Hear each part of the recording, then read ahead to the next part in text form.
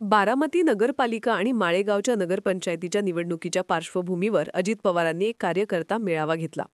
तसं पाहिलं तर ही एका नगरपालिकेची निवडणूक, पण ही नगरपालिका बारामतीची. आता या मेळाव्यातनं बोलत असताना अजित पवारांनी एक विधान केलं. ते म्हणाले की माझं पण साहेबांवर प्रेम आहेच ना. पार्थ पवारांचे घोटाळ्यात नाव येणं, भाजपनेच अजित पवारांची विकेट काढल्याची चर्चा होणं आणि त्यानंतर सुप्रिया सुळेकडनं पिंपरी चिंचवड महापालिकेसाठी अजित पवारांना युतीचा प्रस्ताव दिल्याची बातमी येणं आणि यानंतर अजितदादांनी माझं देखील साहेबांवर प्रेम आहे ना असं म्हणणं. अर्थात यापूर्वी 2 ते 3 महिन्यांपूर्वीच आपण आगामी स्थानिक स्वराज्य संस्था या शरद पवार आणि अजितदादा एकत्र लढतील असं सांगितलं होतं. असं होताना देखील दिसतंय. एकामागे एक नगरपालिकांची नावं समोर येत आहेत जिथं पवार पवार एकत्र लढतील असं म्हटलं जाते. पण ही गोष्ट इतक्यापुरतीच मर्यादित असेल का? विशेष करून ज्या टप्प्यावर अजितदादांनी शरद पवारांसोबत जुळून घेण्याचं राजकारण सुरू केलं, त्याच टप्प्यावर पार्थ पवारांचं घोटाळ्यात नाव येणं, अजितदादांच्या राजीनाम्याची मागणी येणं आणि या गोष्टी फक्त स्थानिक स्वराज्य संस्थांच्या युतीपुरत्या टिकून राहतील की ही युती पुन्हा एक पक्ष या दिशेने जाईल? मुळातच साहेबांवर अजित पवारांचं प्रेम अचानक का वाढलं? ही भाजपने दणका दिल्यानंतर झालेली उपरती आहे की अजित पवार यातनं वेगळी खेळी करू पाहतायत? समजून घेऊयात आजच्या या व्हिडिओतनं. नमस्कार, मी नेहा आणि तुम्ही बघताय सत्यदर्शन न्यूज. आता सगळ्यात आधी बारामतीतल्या सभेमध्ये अजित पवार नेमकं काय म्हणाले ते समजून घेऊयात. तर अजित पवारांचं भाषण हे आगामी इलेक्शनमध्ये शरद पवारांसोबत जुळून घेण्यासाठी चाललं होतं.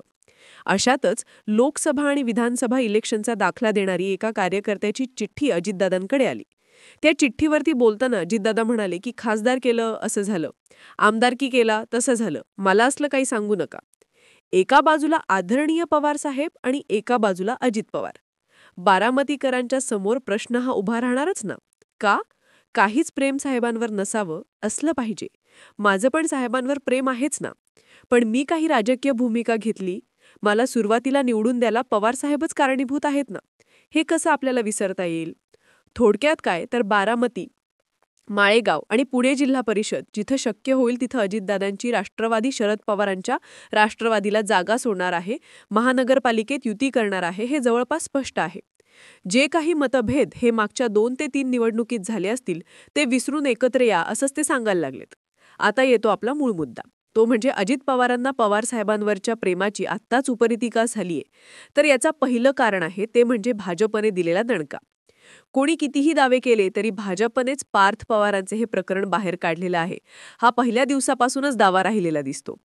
अमित शहांनी कुबड्या दूर करा हे विधान करणं असेल, शरद पवारांच्या राष्ट्रवादीकडनं भाजप सोडून कोणासोबतही युती करा असा मेसेज मिळणं असेल, या 2 गोष्टी पार्थ पवारांचा घोटाळा बाहेर पडण्याच्या टायमिंगला घडलेल्या दिसतात.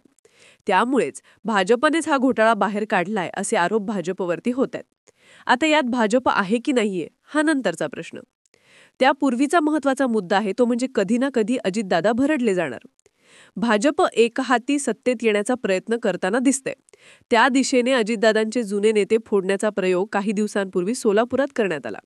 दुसरीकडे संग्राम टोपटे यांच्यासारख्या नेत्यांना बळ देत भाजप अजितदादांभोवती रिंगणत आहे अशा चर्चा होतात. थोडक्यात पार्थ पवारांचा घोटाळा हा एक इव्हेंट झाला खरा. मुद्दा म्हणजे भाजपच्या भरोशावर राहून अजितदादांना आपलं राजकारण करता येणार नाहीये. भाजपच्या जात्यात कधी ना कधी भरडले जाणार याची जाणीव अजितदादांना देखील आहे. पण आजची वेळ मारणं ही अजित पवारांच्या राजकारणाची शैली राहिलेली आहे. पर्यायानं एकनाथ शिंदे भरडले जात असल्याचं दिसून सुद्धा अजितदादांनी विशेष असे प्रयत्न केलेत असं दिसत नव्हतं. पार्थ पवारांच्या प्रकरणानंतर मात्र अजितदादांना आता भरडले जाण्याची जाणीव झाल्याचं दिसतंय. ही वेळ कधी येऊ शकते याची जाणीव आता अजित पवारांना झालेली आहे. दुसरी महत्वाची गोष्ट म्हणजे अजित पवारांची सगळी मदार त्यांचे जवळचे मित्र देवेंद्र फडणवीस यांच्यावर होती. फडणवीसांची साथ आपल्याला असल्यानं आपण भरडले जाणार नाही असं अजितदादांना वाटत असावं.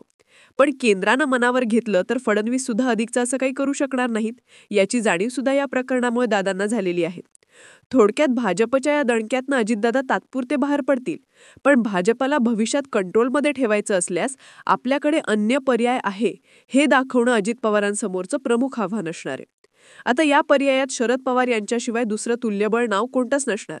एकतर शरद पवारांसोबत जुळून घेणं नैसर्गिक युतीत येतं.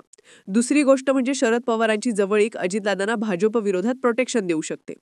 तिसरा म्हणजे शरद पवारांचं केंद्रातलं हस्तक्षेपाचं राजकारण आजही ताकद ठेवू नये. त्यामुळे भाजप कोणत्याही स्वरूपात शरद पवारांचा हस्तक्षेप वाढू नये म्हणून अजितदादांना सॉफ्ट कॉर्नर देताना दिसू शकतं. थोडक्यात भाजपने धक्का देण्यापासून रोखायचं असेल तर आपल्याकडे शरद पवारांचा पर्याय कायम आहे हे दाखवणं अजितदादांना क्रमप्राप्त आहे आणि स्थानिक स्वराज्य संस्थांच्या निवडणुकीतनं अजित पवार ते दाखवण्याचा प्रयत्न करायला लागलेत असं म्हणायला स्कोप राहतो. तो यामुळेच. आता ही झाली दोन महत्वाची कारणं. पण शरद पवार गटातही अजित पवारांसोबत जुळून घेण्याचं राजकारण करणारी मंडळी आहेत का हे पाहावं लागतं. खरं तर अजित पवार हे सोडून गेल्यानंतर राजकीय स्पेस आपल्याला शरद पवारांच्या पक्षात मिळू शकते या विचारात शरद पवार गटातले नेते सुद्धा राजकारण करताना दिसतात. या नेत्यांचा हस्तक्षेप देखील शरद पवारांना अडचणीचा ठरत असल्याचं बोललं जातं. मग अशा वेळी अजित पवारांसोबत जुळून घेण्याची भाषा या नेत्यांना नियंत्रणात ठेवू शकते. थोडक्यात अजित पवारांची शरद पवारांना सोबत जोडून घेण्याची भाषा म्हणजे शरद पवारांच्याच राजकारणाचा दुसरा अंक दिसतो. ज्याप्रमाणे शरद पवारांनी काँग्रेससोबत युतीत असताना भाजपसोबतच्या चर्चा कायम ठेवत काँग्रेसला नियंत्रणात आणलं, तीच गोष्ट अजित पवार शरद पवारांसोबतच्या युतीची शक्यता कायम ठेवून करताना दिसतात. थोडक्यात याचा अर्थ दोन्ही पक्ष लगेच एकत्र येतील, पुन्हा राष्ट्रवादी काँग्रेस अखंड दिसेल असं म्हणता येत नाही. पण किमान शरद पवार सक्रियपणे राजकारणात आहेत तोपर्यंत तरी हे दोन्ही नेते आम्ही कधीही एकत्र येऊ शकतो याची जाणीव करून देत आपापल्या आपल्या हिताचं राजकारण करण्यात यशस्वी होतील असंच आपल्याला म्हणता येतं. तुम्हाला काय वाटतं? साहेबांवरती अचानकपणे अजितदादांचं प्रेम येणं यामागे नेमकं कोणतं राजकारण असू शकतं? अजित पवार आणि शरद पवार हे खरंच स्थानिक स्वराज्य संस्थांमध्ये एकत्रित लढतील का? याबद्दलची तुमची मतं आणि प्रतिक्रिया कमेंट बॉक्समध्ये लिहून नक्की कळवा आणि अशाच राजकीय घडामोडी पाहण्यासाठी सत्यदर्शन न्यूज सबस्क्राईब करा.